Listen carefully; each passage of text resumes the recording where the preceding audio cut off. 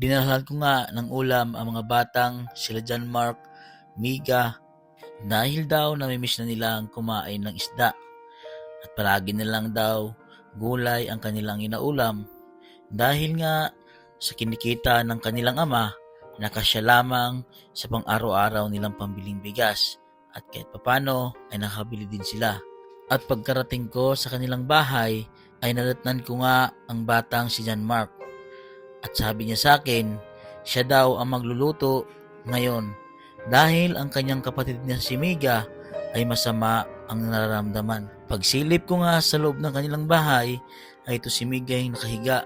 Bakas nga sa kanyang mukha ang sama ng kanyang nararamdaman.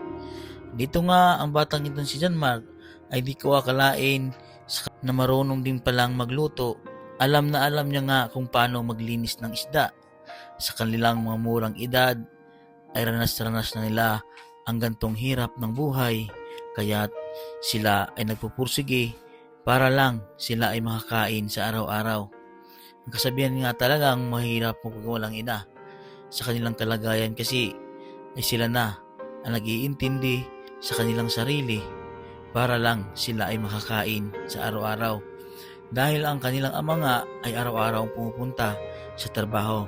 Pag minsan ay umuwi na ito ng gabi dahil malayo ang pinupuntahan.